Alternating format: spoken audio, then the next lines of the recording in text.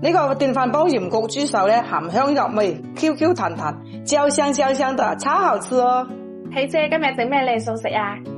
嗱，上次你哋話食過鹽焗豬手好好食嘅，今日咧我又買翻啲豬手豬腳整下俾你哋食啊！今日咧我買翻啲咧有豬手有豬腳嘅，你要隔乾淨下佢，我哋提前咧用鹽水同花椒浸咗噶啦。點解要浸下佢嘅？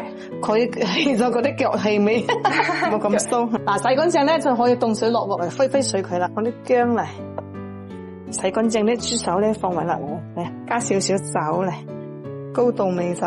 水滾之後咧，呢啲浮沫咧就打乾淨佢，就冇咁生疏噶啦。撈乾淨之後咧，可以煮多佢10-0分鐘噶。嗱，依家咧就調均味，放3殼豉油，加半殼老抽嚟，顏色就靚啲嘅，加一啲蠔油。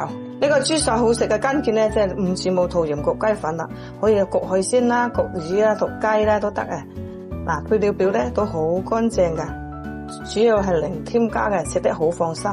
嗱，依家咧我就倒落嚟，再加啲花生油嚟撈勻佢，哇，香死嘅！啲豬手咧煮到10幾分鐘啦，可以撈乾佢咯。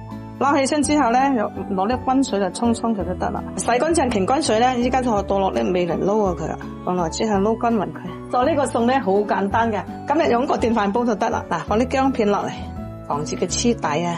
嗱，今日咧我就加啲洗乾淨嘅5字母豆落嚟，咁焗出嚟嘅豬手咧奶香咁啊，好好食嘅喎。再加雜蔥，將啲好味嘅豬手咧放埋落嚟。嗱，跟住呢啲汁咧就倒埋落嚟，唔好嘥到佢喎。